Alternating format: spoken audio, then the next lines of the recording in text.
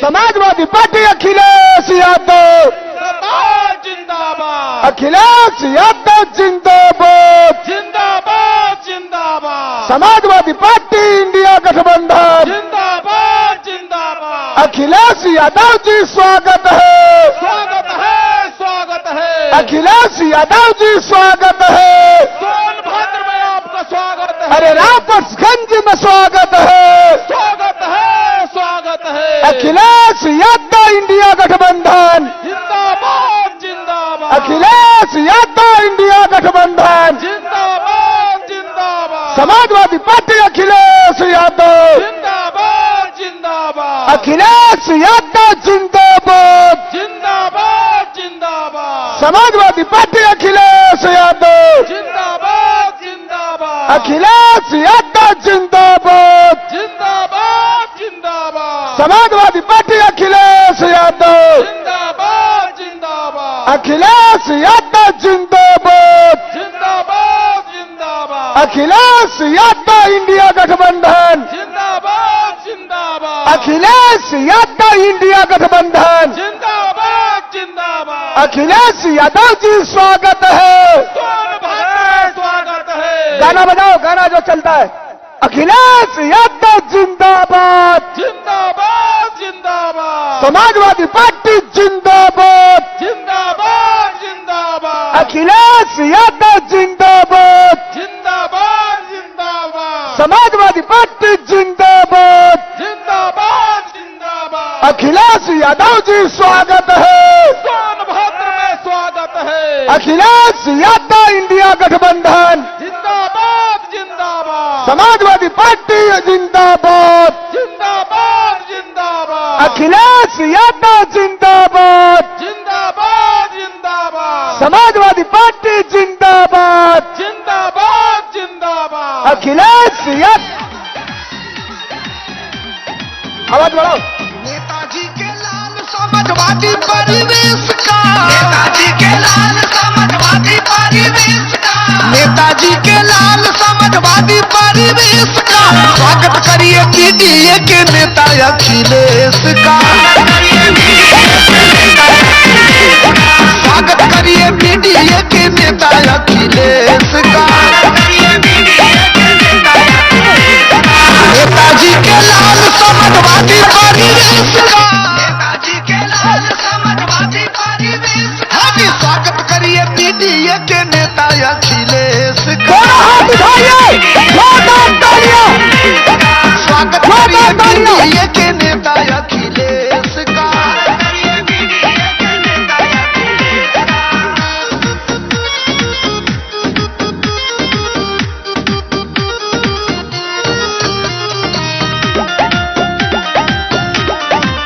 तालियां, तालियां। आज भी जहां में जिनका जलावा है कायम, जलावा है कायम जी, जलावा है कायम। पुत्र नेता केवल एक है मुलायम, एक है मुलायम जी, एक है मुलायम। चेहरे पे हंसी और कृष्ण वाला भेष का, चेहरे पे हंसी और कृष्ण वाला भेष का, चेहरे पे हंसी और कृष्ण वाला भेष का स्वागत करिए पीडीए के नेता अखिलेश का, स्वागत करिए पीडीए के नेता अखिलेश का।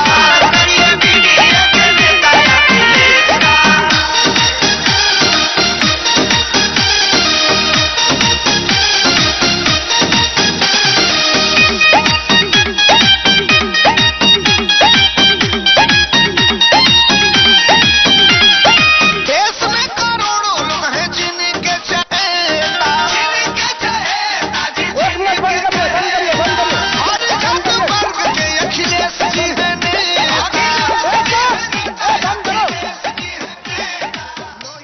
एक बार दोनों हाथ उठाकर भारत के भविष्य आदरणीय अखिलेश यादव जी का तालियां बजा के स्वागत करिए।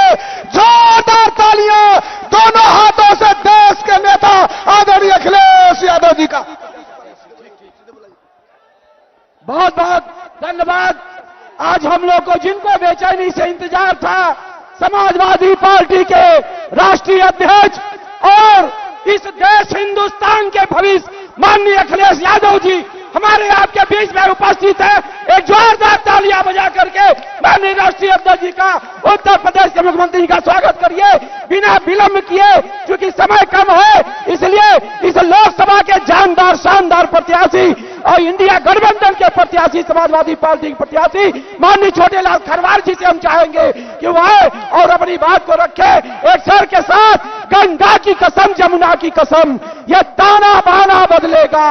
गंगा की कसम, जमुना की कसम, यह ताना बाना बदलेगा। कुछ तुम बदलो, कुछ हम बदले, यह भाजपा का जालिम जमाना बदलेगा। माननीय छोटेलाल खरवार जी, जोरदार तालियों के साथ। धन्यवाद संचालनकर्ता महोदय। मंच पर मंचासीन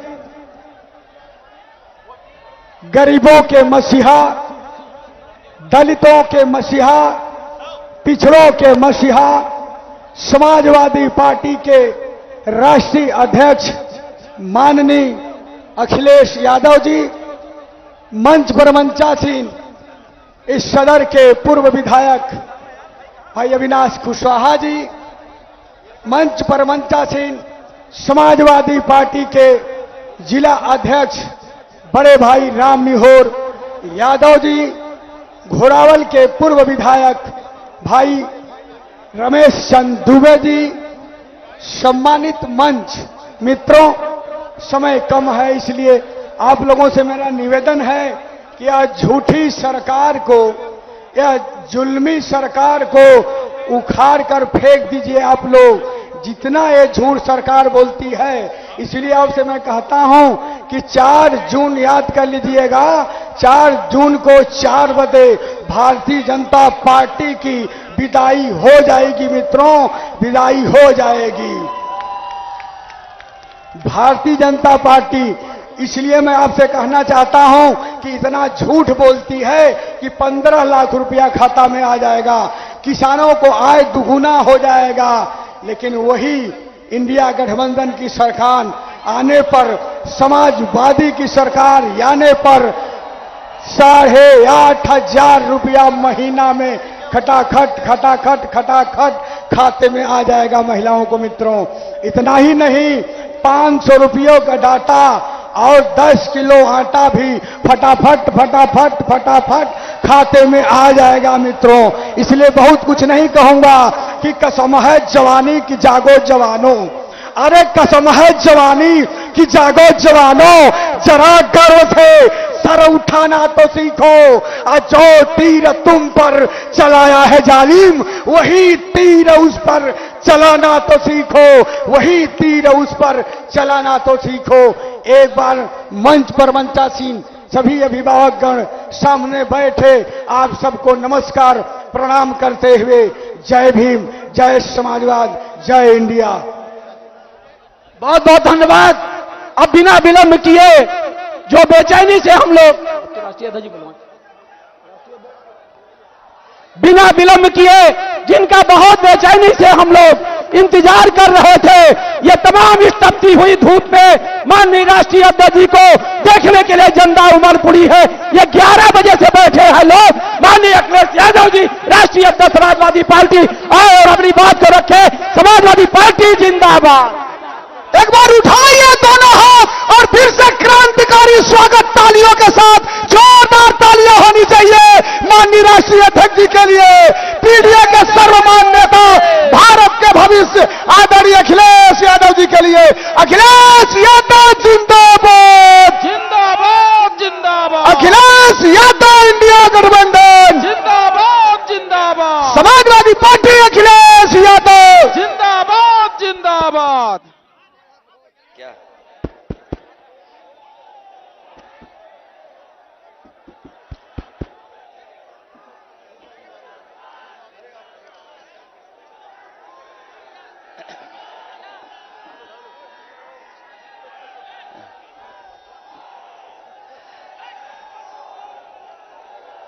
मंच पर हमारे साथ समाजवादी पार्टी के और इंडिया गठबंधन के प्रत्याशी छोटेलाल खरवार साहब, मंच पर उपस्थित समाजवादी पार्टी के जिला अध्यक्ष राम निभोर यादव जी, पूर्व विधायक अविनाश कुशवाहा जी, रमेश चंद दुबे जी, मंच पर उपस्थित सुनील गौड़ जी, निराला कोल जी, सईद कुरैशी जी, लाल बिहारी यादव जी, आशुतोष सिन्हा जी, रामराज गौड़ जी, रमेश गौतम जी, रामनेश पोया जी, सुरेश कोल जी, आदित्य मौर्य जी, अतुल प्रधान जी, रामकरण निर्मल, व्यास जी गौड़, राजेंद्र सिंह पटेल, परमेश्वर दयाल जी, सुनील सिंह, जितेंद्र कुमार, श्रीमती पूनम सोनकर जी, चांदनी पासवान जी, फूलमती गौड़, श्याम बिहारी यादव, संजय यादव,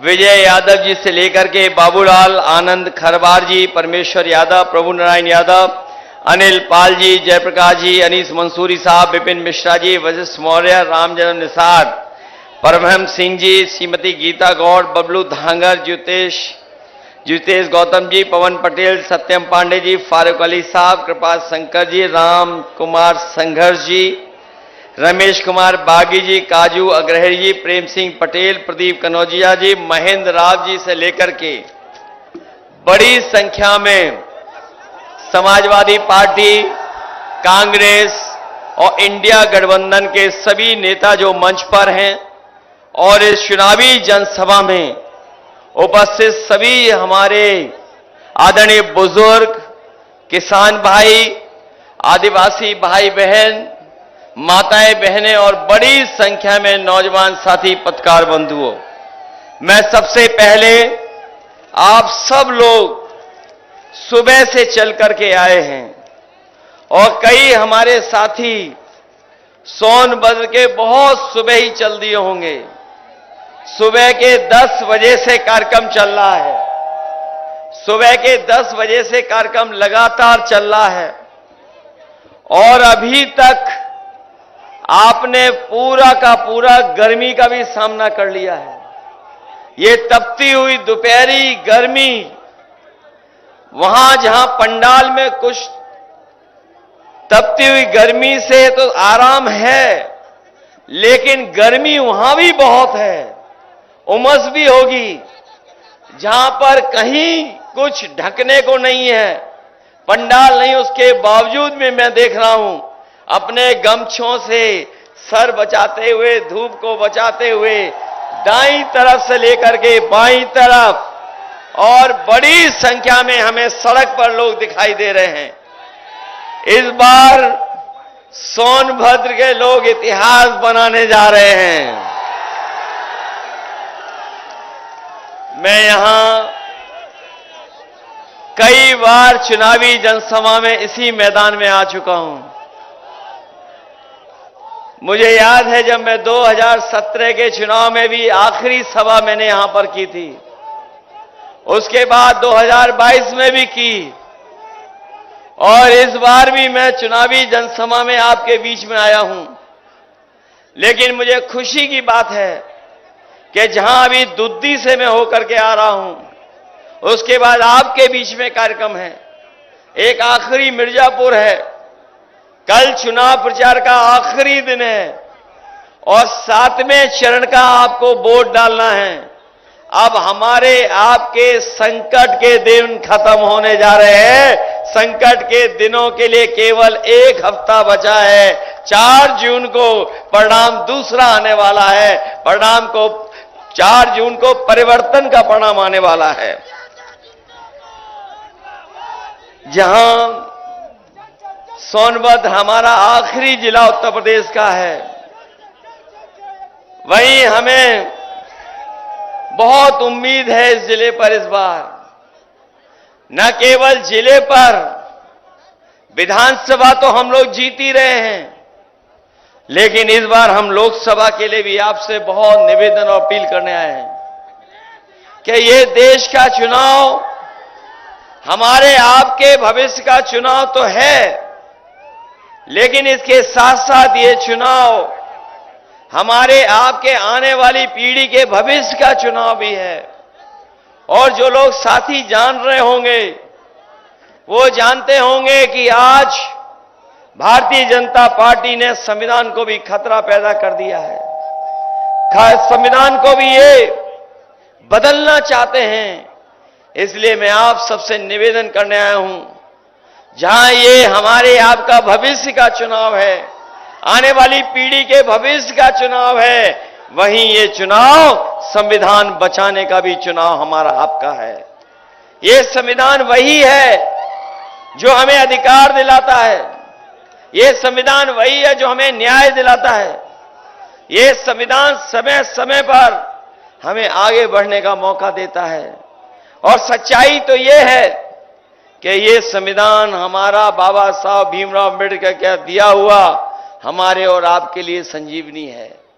इसलिए इसको बचाने का भी चुनाव है।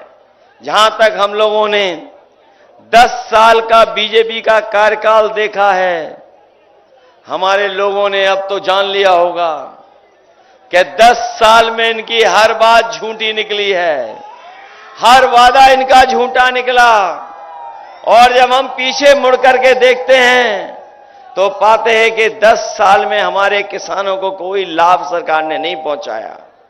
जो लोग कहते थे कि किसानों की आय दोगुनी हो जाएगी, लेकिन हमारे किसानों की आय दोगुनी नहीं हुई।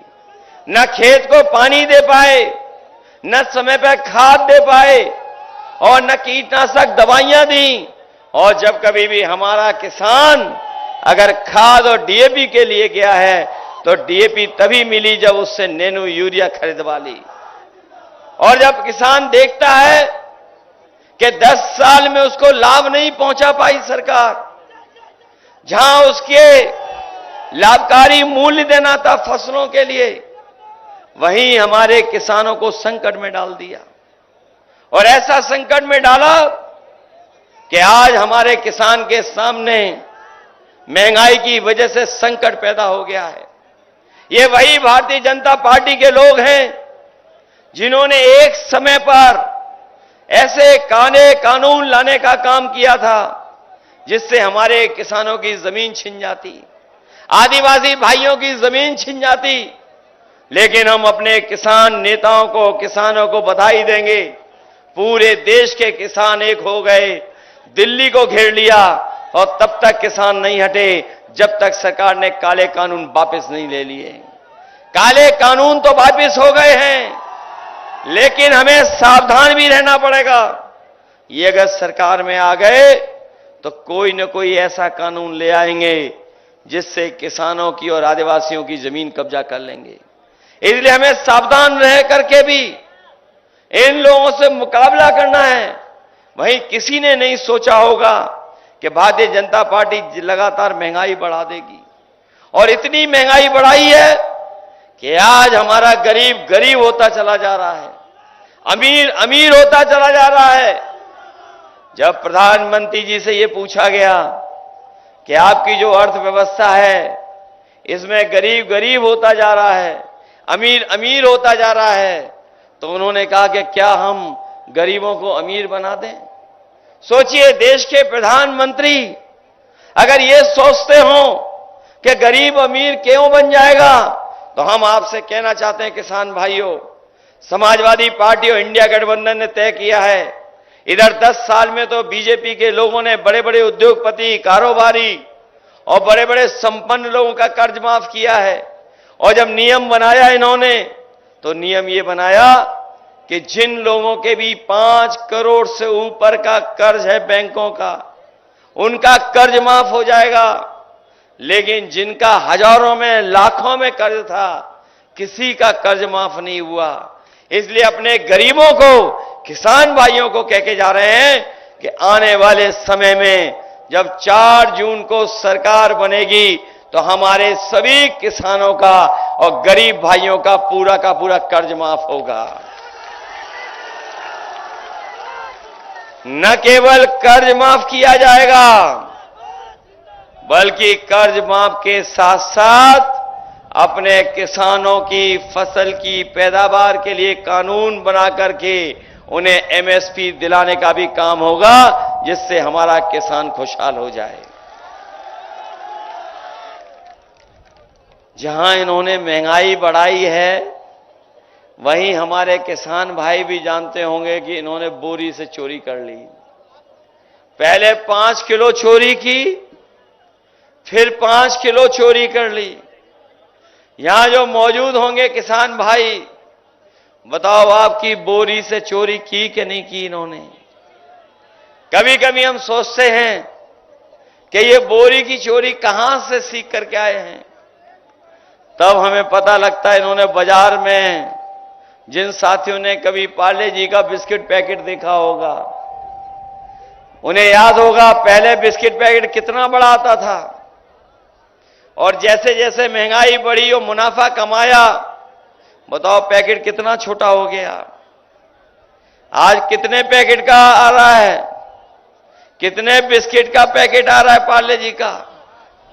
5 का। हम अपने साथी को धन्यवाद देंगे।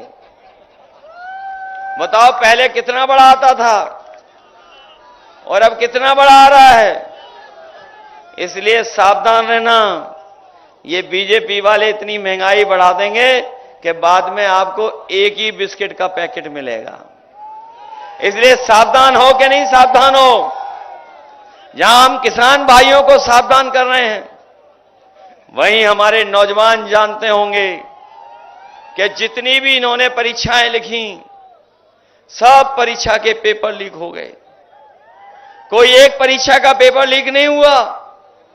अभी तक 10 से ज्यादा परीक्षाएं हुई हैं, उन सब परीक्षाओं के पेपर लीक करा दिए। और हमारे नौजवानों को याद होगा, अभी कुछ दिन पहले चुनाव से इन्होंने पुलिस की भर्ती के लिए बड़ा कार्यक्रम किया था और सरकार ने यह तय किया कि 2 दिन भर्ती की जाएगी, 2 दिन परीक्षा होगी। लेकिन जब परीक्षा देने गया नौजवान और परीक्षा देकर के जब घर लौटा तो पता लगा उसकी परीक्षा का भी पेपर लीक हो गया। अभी तक जितनी भी सरकारी नौकरी मिली है, जितनी भी सरकारी नौकरियों के पेपर हुए हैं, सबके पेपर लीक हो गए, सब परीक्षाएं रद्द हो गई। हम अपने नौजवानों को कहना चाहते हैं कि इन्होंने पेपर लीक नहीं हुआ है, बल्कि जानबूझ करके पेपर लीक कराया है। और पेपर लीक इसलिए कराया है जिससे कि नौजवानों को नौकरी न देना पड़े। नौजवानों को कहना चाहता हूं, अगर बीजेपी ने रिकॉर्ड बनाया है नौकरी न देने का, तो इंडिया गठबंधन भी रिकॉर्ड बनाएगा अपने नौजवानों को नौकरी देने का। जहां इन्होंने रिकॉर्ड बना लिया नौकरी छीनने का, तो हम लोग नौकरी देने का भी रिकॉर्ड बनाने का काम करेंगे। और वहीं अपने अग्निवीर के भर्ती के लिए तैयारी करने वाले नौजवानों को कहना चाहते हैं, ये अग्निवीर नौकरी आधी अधूरी नौकरी है, ये कोई पूरी नौकरी नहीं है, पक्की नौकरी नहीं है।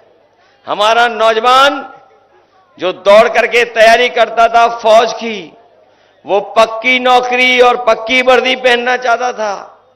ये अग्निवीर नौकरी जो 4 साल की है, हम समाजवादी लोग कभी स्वीकार नहीं कर सकते हैं। हम अपने नौजवानों को कह के जा रहे हैं, जिस समय सरकार बनेगी 4 जून को, अग्निवीर व्यवस्था हमेशा हमेशा के लिए खत्म हो जाएगी। न केवल अग्निवीर व्यवस्था खत्म होगी, बल्कि फौज की नौकरियों को बढ़ा करके, और जो सरकारी नौकरियां 30 लाख खाली हैं, उन 30 लाख नौकरियों को और फौज की नौकरी बढ़ा करके अपने नौजवानों को नौकरी देने का काम आने वाले समय में होगा।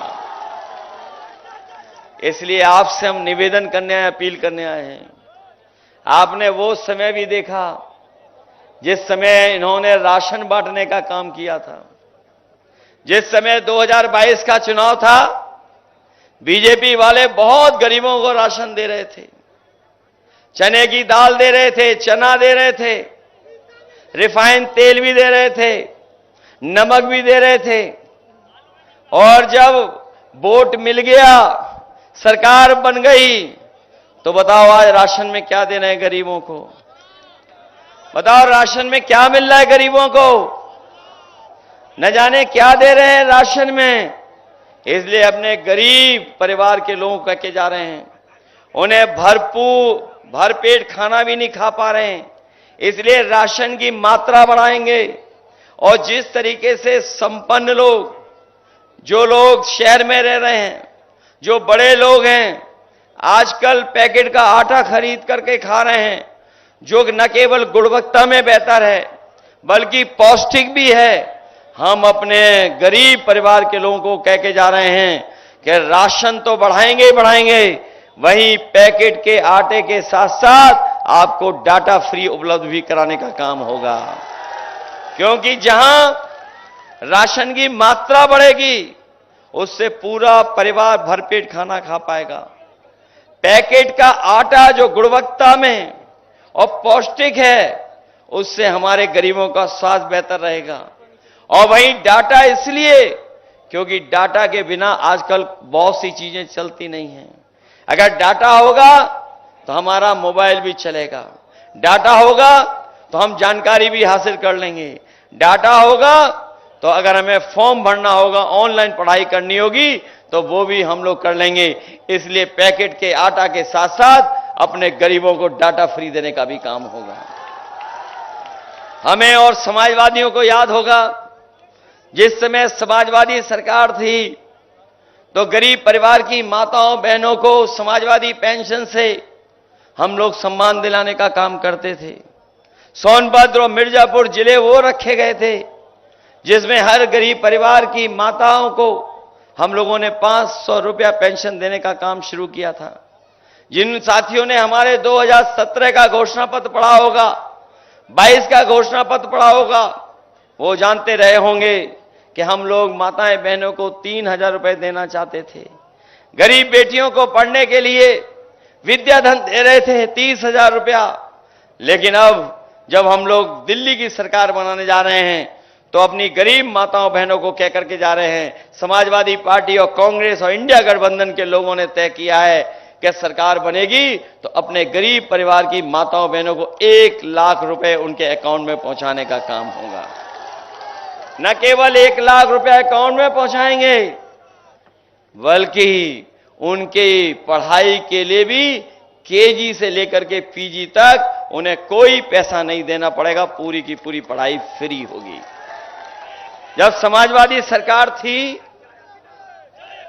तो एम्बुलेंस भी चला दी थी हम लोगों ने। एम्बुलेंस गांव-गांव पहुंच करके मदद करती थी। जिला अस्पताल को भी बेहतर कर दिया था। कई अस्पताल भी बनना शुरू हो गए थे। लेकिन जब से समाजवादी सरकार गई है, एम्बुलेंस तो खराब की है, लेकिन अस्पताल में अब गरीब का इलाज नहीं हो पा रहा है। न दवाई है, न इलाज है, न इंतजाम है।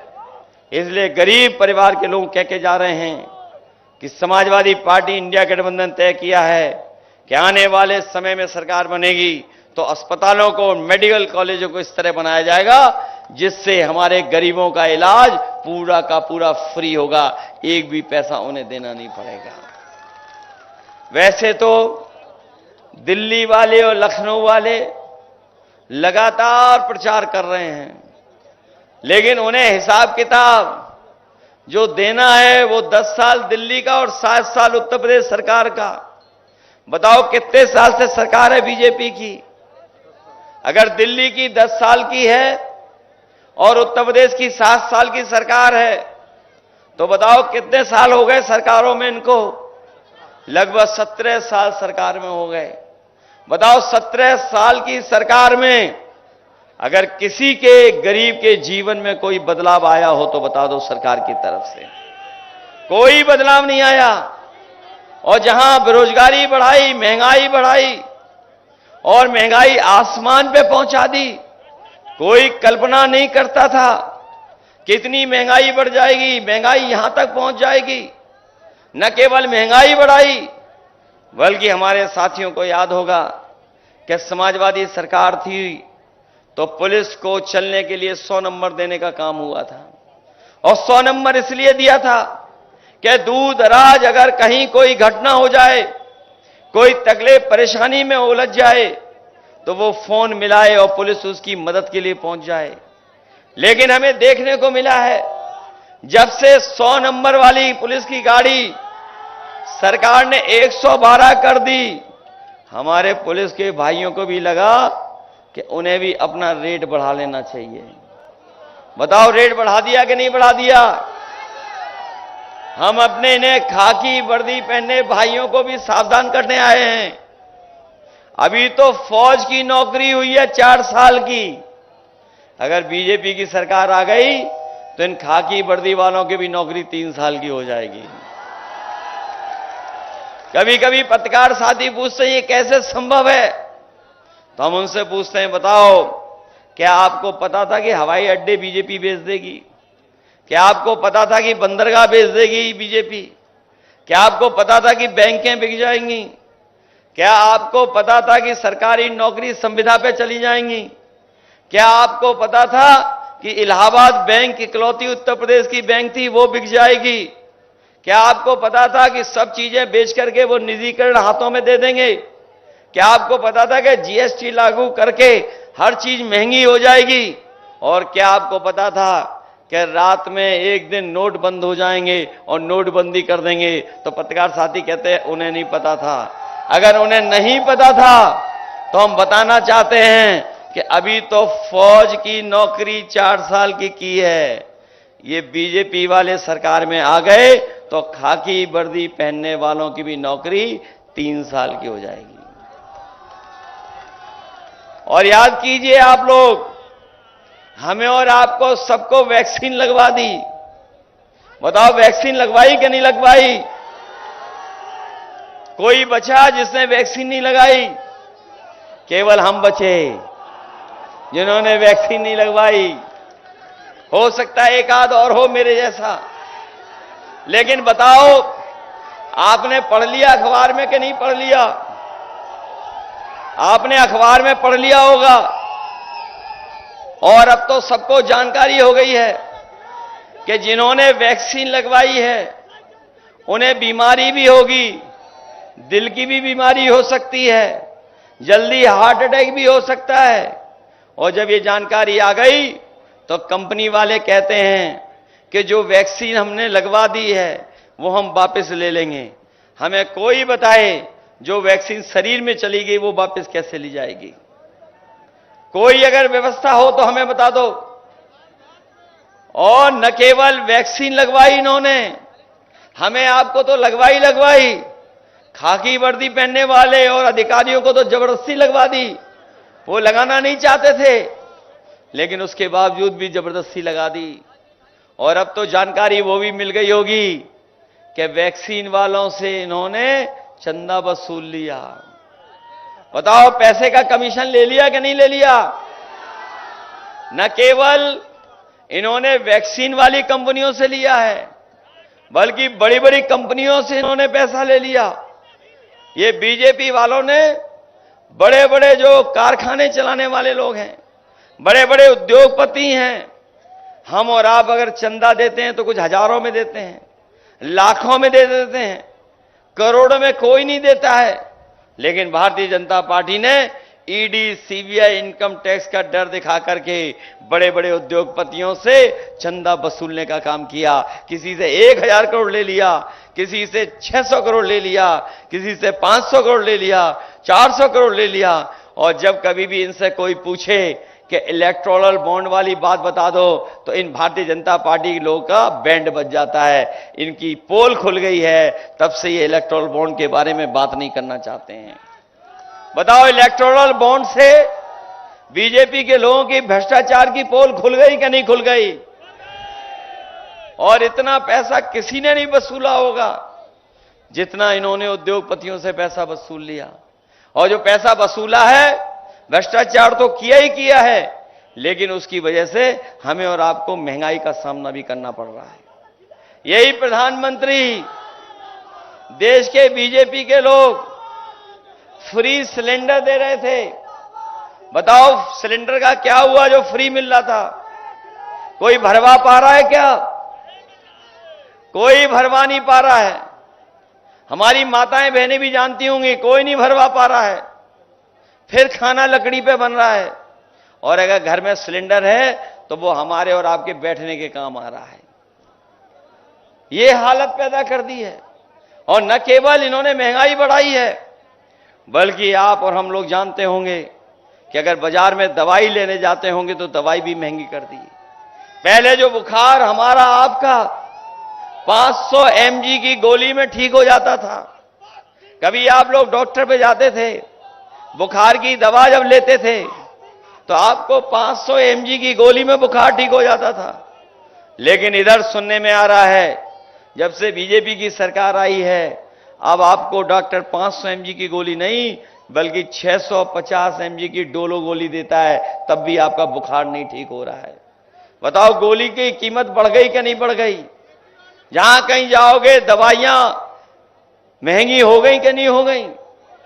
इसलिए ये 7वें चरण का चुनाव है, आखिरी का चुनाव है। बिल्कुल आखिरी में आपको फैसला लेना है।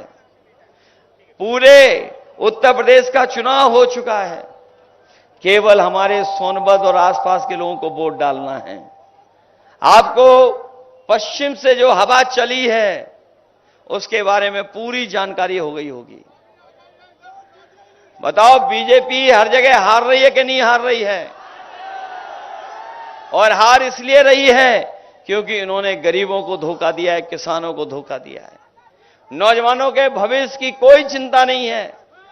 इसलिए बताओ, सोनभद्र के लोगों, समाजवादी पार्टी और इंडिया गठबंधन को जिताओगे? मदद करोगे आप लोग? ये न केवल आपके भविष्य का चुनाव है बल्कि आने वाली पीढ़ी के भविष्य का चुनाव भी है। ये संविधान को बचाने का भी चुनाव है। ये जानते हो आप लोग, संविधान बचाने का चुनाव है। ये लोग सत्ता में आ गए तो हो सकता है संविधान बदल दें, हो सकता है हमारे आपके अधिकारों को छीन लें।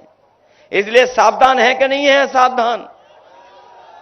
आपने देखा होगा, हेमंत सोरेन जैसे मुख्यमंत्री को जेल भेज दिया। आप पार्टी के मुख्यमंत्री, उन्हें जेल भेज दिया। और आप पार्टी के मुख्यमंत्री के जो आरोप लगे हैं पार्टी पर, वो आरोप सब झूठे हैं। अगर किसी ने आरोप झूठे लगाए हैं तो भारतीय जनता पार्टी के लोगों ने लगाए हैं। हेमंत सोरेन जो आदिवासी मुख्यमंत्री थे, उन पे भी झूठे मुकदमे लगा करके जेल भेज दिया। इसलिए आप लोग सावधान हैं कि नहीं सावधान? इसलिए लोकतंत्र को बचाना। मुझे खुशी है कि छोटे लाल खरवार जी आज हमारे साथ आ गए हैं और इनके आने से हमारी पार्टी की ताकत बढ़ गई है। इनके आने से एक माहौल बन गया है। इसलिए इनकी मदद करना आप लोग। हम आपको भरोसा दिलाते हैं कि सोनभद्र के विकास के लिए हम लोगों ने हमेशा काम किया है। जब कभी भी हम लोगों को सरकार में मौका मिला है तो हम लोगों ने लगातार काम कर करके दिखाया है। अगर हमें कहीं अस्पताल बनाना पड़ा होगा तो अस्पताल बनाया है। यही सड़क जो वाराणसी को जोड़ती है समाजवादियों ने बनाई है। तमाम पुल बनाए हैं, बिजली का कारखाना बनाया, बिजली के कारखाने से लेकर के और जो सुविधाएं हो सकती हैं एम्बुलेंस की, पुलिस की, वो भी दी है। इंजीनियरिंग कॉलेज को बनाने से लेकर के और तमाम क्षेत्र का विकास करने का काम किया है। ट्रॉमा सेंटर भी बनाया जो आज भी चल नहीं पा रहा है। जो ट्रॉमा सेंटर बना दिया था, इस उम्मीद और इस भरोसे के साथ दिया था कि आने वाले समय में यहां पर हमारे गरीबों का इलाज हो जाएगा, दवाई मिल जाएगी, लेकिन आज भी वो नहीं चल पा रहा है। इसी तरह चाहे बस स्टैंड बनाया हो, वो भी सरकार नहीं चला पाई है। जितने भी काम दिए थे वो सब के सब अधूरे हैं। कन्हेर परियोजना जो दी थी, जिससे वहां के आदिवासी भाइयों को, किसानों को मदद मिल जाती, पानी का इंतजाम हो जाता, लेकिन जितना समाजवादियों ने बनाया उसके आगे इस सरकार ने कोई काम नहीं किया है। इसलिए सब काम रोक दिए हैं। हमें उम्मीद है कि इस चुनाव में आप लोग मदद करना, सहयोग करना। जहां हमारे पार्टी के प्रत्याशी छोटे लाल खरवार जी, उनके परिवार में जहां दुख आया है, जहां उनकी माताजी का स्वर्गवास हुआ, उसके बावजूद भी ये लगातार जनता के बीच में हैं। जहां हम दुख प्रकट करते हैं, वहीं हम इनका भी धन्यवाद देते हैं कि चुनाव के मैदान में लगातार जनता के बीच में जा रहे हैं। वहीं हम अपने तमाम लोगों को भरोसा दिला के जा रहे हैं जिन्होंने समय समय पर हमारे समाज को और देश की राजनीति को एक दिशा देने का काम किया है। चाहे हमारे भगवान बिरसा मुंडा रहे हों, नीलांबर सिंह खरवार रहे हों, पीतांबर सिंह खरवार रहे हों, और बाबा साहब भीमराव अम्बेडकर जिन्होंने हमें संविधान देने का काम किया है। इनके साथ साथ इनके सब तमाम महापुरुष जिन्होंने आदिवासियों भाइयों के लिए, जिन्होंने पिछड़े लोगों के लिए जो समाज को नई दिशा दी है, अगर हमें स्मारक बनाना पड़ेगा तो स्मारक बना करके इन सब महापुरुषों को सम्मान देने का काम भी करेंगे। और वो स्थान भी हम लोग तय कर करके उस स्थान पे एक बहुत शानदार एक स्मारक बना करके उनको सम्मान देने का काम करेंगे। हमें उम्मीद है कि 7वें चरण के चुनाव में आप सब लोग मिलकर के मदद करना, क्योंकि जो मन की बात कर रहे थे वो संविधान की बात नहीं कर रहे हैं, जो मनमर्जी हैं वो आपकी सुनना नहीं चाहते हैं। और जहां तक अभी तक का कार्यकाल देखा है, उन्होंने किसान से लेकर के हर वर्ग के साथ धोखा किया है। कहने को और दिखाने को तो उन्होंने बड़े बड़े सपने दिखाए थे कि निवेश हम जमीन पर पहुंचाएंगे, हम कारोबार चला देंगे, हम उद्योग लगा देंगे, लेकिन जब हम 10 साल पीछे मुड़ करके देखते हैं तो वहीं के वहीं खड़े पाते हैं, महंगाई और बेरोजगारी बढ़ी है। इसलिए आप सबसे अपील करते हुए कि साइकिल चुनाव चिन्ह पर और समाजवादी पार्टी के इंडिया गठबंधन के प्रत्याशी की मदद कर देना। आप सबका बहुत बहुत धन्यवाद, बहुत बहुत आभार दूंगा। चलिए आइए।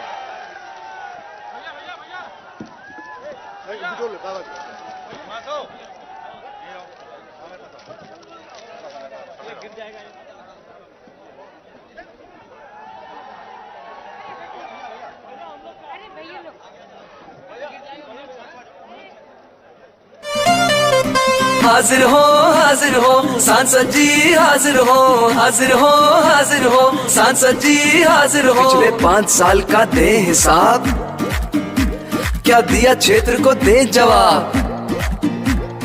बहुत हुए प्रचार के किस्से, क्या सच में आया जनता के हिस्से। सांसद जी आकर बदलाओ, नहीं तो वापस फिर ना आओ, नहीं तो वापस फिर ना आओ, नहीं तो वापस फिर ना आओ। हाजिर हो सांसद जी, हाजिर हो सांसद जी, हाजिर हो। किसान को भूले वोट को लेकर, आय दुगनी का जुमला देकर, छुट्टा पशुओं ने किया नाक में दम, करी यूरिया बोरी से कम। मजदूर की तुमने मजदूरी मारी, डरी सहमी सी हर लड़की नारी। बिन बिजली के अरे खड़ा है खंबा, बिन पानी के नल का बम्बा। जेब भरी पर भरा न गड्ढा, बिन दवा इलाज पर जान है दद्दा। दुगना हुआ महंगाई से खर्चा, लीक हुआ एग्जाम का पर्चा। बेरोजगारी और बेकारी, लगी नौकरी भी गई है मारी। है भ्रष्टाचार का बोलबाला, कारोबार पे लग गया ताला। झूठे निकले संसद के वादे, जनता से फिरते अब भागे भागे। गुस्से में जनता ने यही पुकारा, अब ऐसा संसद नहीं दोबारा, नहीं दोबारा, नहीं दोबारा, नहीं दोबारा। अब ऐसे सांसद खारिज हो, खारिज हो, खारिज हो। अब ऐसे सांसद खारिज हो, खारिज हो, खारिज हो। अब ऐसे सांसद खारिज हो।